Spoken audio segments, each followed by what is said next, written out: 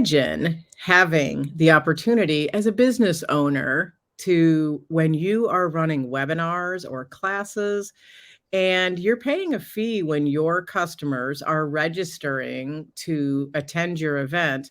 Imagine if you were able to help a child learn to read, all while imparting your knowledge. So that is what we're going to be talking today with Josh Ross. I'm so excited to welcome Josh to the show. And Josh, I'm so excited. It's like I have to contain myself. But thank you so much for being here. And I want to jump in because the show, or the platform that you have, is actually called Humanitix. And it's similar to what I was saying, but I cannot wait to dive in and talk about how you got to this spot and why this was a passion project for you. So tell us a little bit about Josh Ross and who you are first, and then we'll get into the Humanitix. Great. Thanks, Sherri, for having me on the show. It's a pleasure to be here. As you can probably tell from my accent, I'm from Australia. I grew up in Sydney, and about 7 years ago, I teamed up with one of my best friends, Adam McCurdy, to create one of the world's first technology charities, Humanitix. And outside of work, we both love hiking, surfing, traveling. So we did a lot of backpacking together as university students. And I'm going to become a father in about 7 months. So that's quite exciting. That's amazing. Oh my gosh. And I do love an Australian accent. I just have to say. most people do. I have a lot of friends in Australia, actually. So Cool. that's amazing. And I love the fact that you did this outside of your regular job, right? Humanitix is sort of a passion project that is developed outside of what you actually do for quote unquote your living, correct? For the first 2, 3 years, yeah, it was me and my co-founder moved back to our parents' place, and it was a massive hustle. And we had about 6 volunteers working full time on the idea. And then eventually we got backing from some big technology foundations. And since then, now the board members are volunteers, but the staff are all paid. But yeah, it was, I mean, it is structured as a charity. So the first few years were particularly tough, but super rewarding. Oh, it's awesome. And I'm sure you've collected an incredible group of people. I've met some of your staff, and I very much appreciate their customer service. So I want to talk Thanks. about Humanitix and literally what is the platform? Maybe you could explain it, because I kind of led into it that it would be something that entrepreneurs or somebody running an event would be interested in. But can you share a little bit about what it is and how it's used? Yeah, sure. So Humanitix it's a social enterprise. So it's a ticketing platform that event organizers use to build and run events, and sell tickets and capture attendee information. And it's very comparable to platforms like Eventbrite, sometimes platforms like Ticketmaster. And the key difference is that all the profits from the booking fees Humanitix earns fund different education programs for the world's poorest children. Again, there are no shareholders. And so, yeah, this year we're giving a couple of $1 million to our programs, and that comes at no extra cost. In fact, the fees are a lot lower than the for-profit ticketing platforms. And our clients shape from small businesses owners running 10-person workshops all the way up to like 30, 40,000 person music festivals, conferences, gala dinners, everything in between.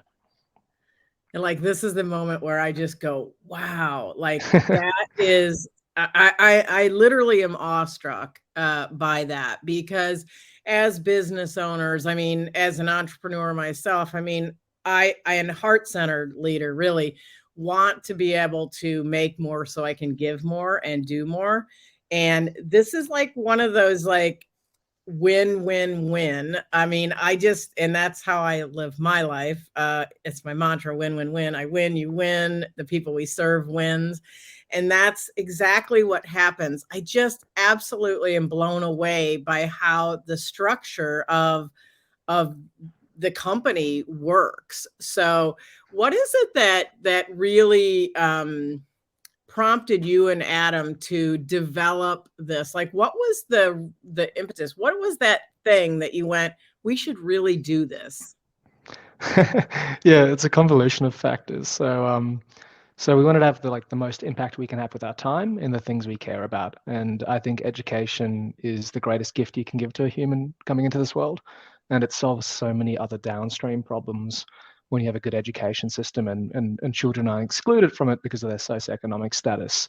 Now, how that marries up with ticketing, well, me and Adam dreamt this up when we were in our early 20s. And as early 20s, we were buying tickets to festivals and concerts. And I mean, how annoying is it when your your band's coming to town, you're super excited. It's a great moment, and you go to buy a ticket, and you buy a $50 ticket, and at checkout it becomes $90 because of some ridiculously high fee. Well, like something's broken there, and maybe that can be used or completely reimagined for good. And the social enterprise ecosystem is growing. So like Patagonia is a great example. They recently changed their structure so that all the profits from Patagonia go to the environment. And there's a lot of cool examples of that in Australia as well. And we thought, let's create a social enterprise that flips the ticketing industry on its head because we're sick of it, everyone's sick of it, and lowers the fees while simultaneously solving a problem we care about. And what would that look like? And can we do that as a technology charity? Because there's not many examples of that in the world. And so, yeah, we started the experiment 7 years ago, but it took off because the thesis that everyone hates ticketing platforms turned out to be true.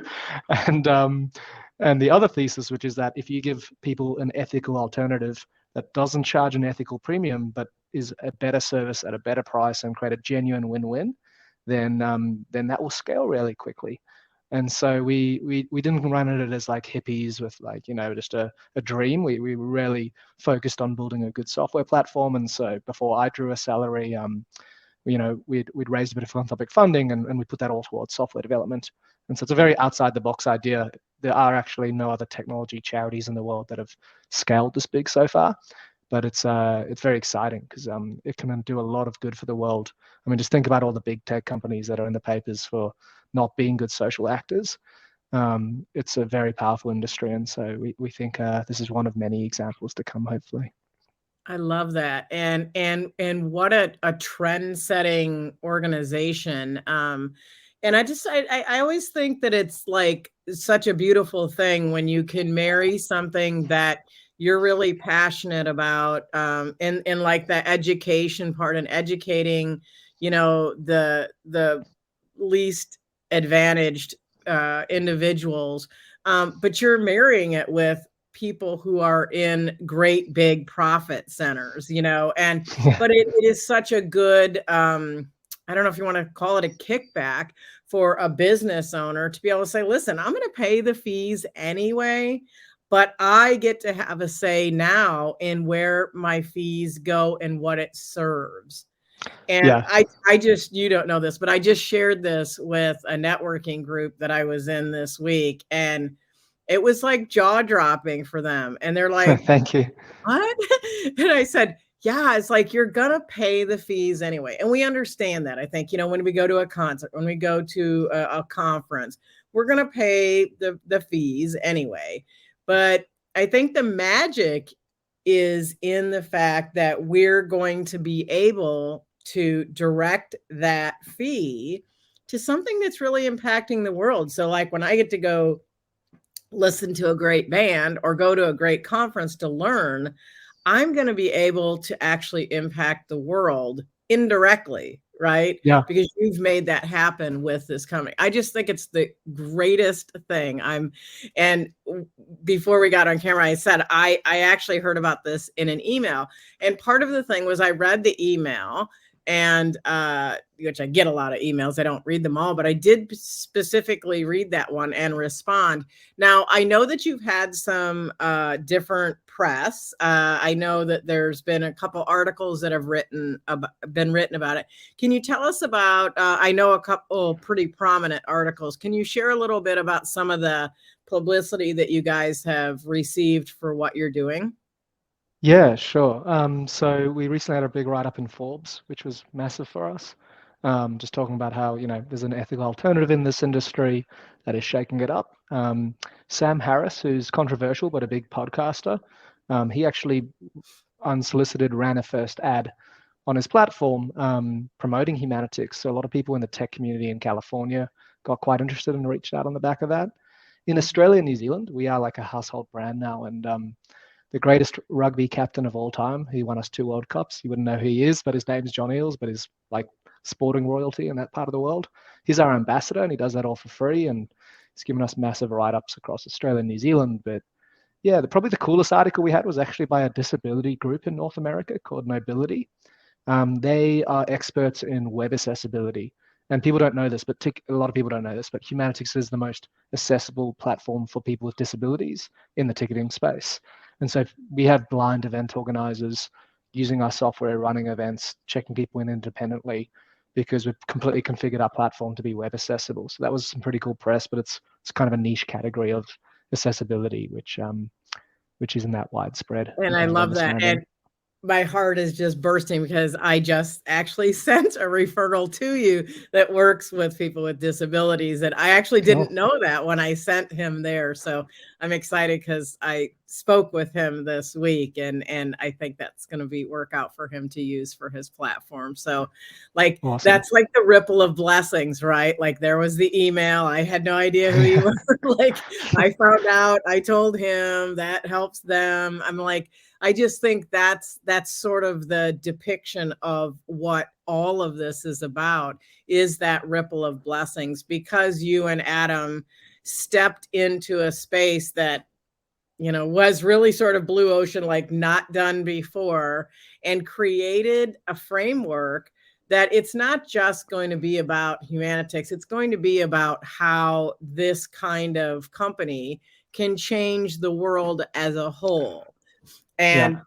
I just love that. So I want to talk a little bit about the organizations that are supported, because I want to give them a nod, and I want you to share with us a little bit about why they were chosen. And I know education is important, but I want you to give a little information on those organizations, if you would, Josh. Yeah, sure. So Humanitix helps thousands of charities, some more than others, but for event organizers that are charities and nonprofits themselves, they get to use our platform at our sustainable cost price. So literally like the United Nations, thousands of charities use us for events, and they save because the fees are a fraction of like what an Eventbrite would charge. But then when the clients are for profit, our fees are still very competitive. They're 30% below Eventbrite in America, roughly. But we make a profit on that, and that funds particular education programs that we have chosen. And the way we choose those well, firstly, I'll tell you what they are. So the big ones in America are Room to Read and Code.org. Code.org helps teach computer science to children from disadvantaged backgrounds, whether it be minority groups or lower socioeconomic backgrounds. They help teach teachers on how to teach computer science in engaging and fun ways. It's all about teaching, making sure children from lower socioeconomic backgrounds don't fall behind in what is arguably like a critical skill set now, which is computer science. To work in the job forces of tomorrow, you need to be computer literate. And I mean, COVID was a great example where kids were locked down at home. If you didn't come from a wealthy family, you didn't have proper internet or a proper computer to work from, and your disadvantage just compounded. So it's an amazing program across North America, predominantly the United States, but it's does global work as well. And so we've got a massive partnership with them, and a lot of our profits flow into code.org. Internationally, we partner with Room to Read, and they focus on young girls' literacy and life skill programs in the poorest parts of the world. So a lot in Asia and sub-Saharan Africa. And these are regions of the world, and specific areas in those regions where girls are often married off at 13 or pulled out of school. It might be at their school there's not sanitary bathrooms. So once they go through puberty, they have to miss a few days a month at school and they fall behind. So it's all around building capacity so that girls can stay in school, get a proper education, have agency over their life, get better opportunities to break the cycle of poverty. And just the evidence around investing in young girls' education in low-income countries it's one of the highest return things you can do in the world, not just from a humanitarian perspective, but also from an environmental perspective. The United Nations ranks it as one of the top 10 ways to help the environment, because when women have agency over their life and aren't married off at 12, 13, they have, they make different choices and have often more sustainable family sizes. And so there's just lots of downstream benefits. Also, a small indictment on men, but women are more likely to invest in their children's education if they get more wealth, where men also invest in their children's education, but not as high a proportion. So it's just a really good circuit breaker for poverty. And yeah, again, that I costs our love that clients nothing phrase, a extra. circuit breaker for poverty. That's amazing. Thanks. So yeah, that's where all our profits go. That and growing Humanitix and improving accessibility. Yeah, and so that doesn't cost our clients anything extra. It's just we have no shareholders, so that's where it goes instead. It's a pretty unique model. That's amazing. So we're going to take a quick break, and when we come back, we're going to find out what it would look like for you and your organization or your business to work with Humanitix.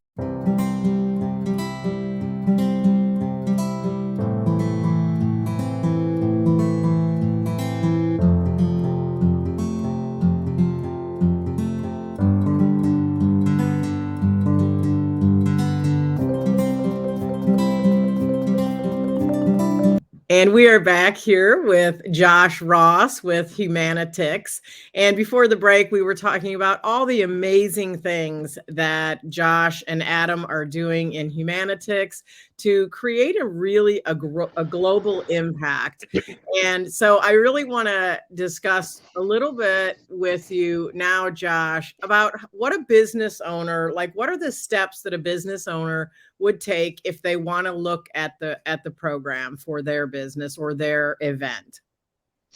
Great, thanks for asking. So if you're taking registrations or selling tickets to any type of event, you can go to humanitix.com. You can book a free demo, and one of our account executives will understand what your business needs from an events perspective and show you how our software works. And if at the end of that you're happy, you can create a free account. There's no license fee. You can run events. If they're free events, it's completely free. If it's paid tickets, there's booking and credit card fees, but they're the lowest on the market. And we're a social impact organization. So your customers see that the booking fee and the tickets are supporting a great cause. And we thank you for doing that because you've made the ethical choice to procure from us. And now, and we have a whole bunch of collateral that you can use to promote that you've made this decision. And again, it doesn't cost you or your patrons anything extra. And so the platform's super robust. It literally has, right now, it has about 14,000 live events on it. It's, yeah, great customer service, free customer service, and we're just trying to disrupt the industry. I love it. I think disrupting it is what you're doing. And like, I feel honored to be on this side of the room, like helping you disrupt it more. Because I think, we are all as business owners, we want to grow our businesses and we're going to do that regardless. It's just about whether you want to do it and create an impact at the same time. So I know you said that you can book a demo. This is what I did. I actually reached out and one of your staff members, Jessica, did a demo for me. She showed me how the system worked, answered all my questions. I really want to encourage people to go to humanitix.com and actually book your own demo to find out how it can benefit your organization or your business. I know I also referred one of the charities that I work with this week to the Humanitix as well, because I want them to be able to retain the most amount of their donation-driven organization, because that's all, they're 100% donations. So I want them to be able to keep as much as possible, but what they don't keep, they get to allow that global impact. So I just really want to encourage you to book your time on humanitix.com. Is there anything else that you'd like to share with us, Josh, before we close out? No, thank you. Just to reiterate, we joke that we put the human back in ticketing at Humanitix. So if you go on Google, you see nothing but 5-star reviews. You can always jump on a call with us. Doesn't matter if it's a small event or a large event. The other thing is what you were saying about charities. Like often charities running their gala dinners, they're losing 5 to 10% of the ticket price to booking and credit card fees. And we can't get rid of all of it because there are credit card fees, but we can save them like a couple of percent every year. And that just drops down to their programs. So if you know a charity that can benefit from this, please point them in our direction. Thank you. And I love that you have brought that cost down for 501c3s to be able to really them maximize their dollars that are coming in on their events and their conferences and things that they're doing. It's just a great human collaborative effort. And Yeah. I just want to say congratulations to you and Adam for creating an impactful, amazing company that is changing lives every single day. Thank you so much, Josh, for being a wow warrior, because trust me, when I opened the email and I read what this is about, the word out of my mouth was wow. Thank you so Thank much. you. Thank you, Sherri. Thanks for supporting us and believing what we do. It means a lot.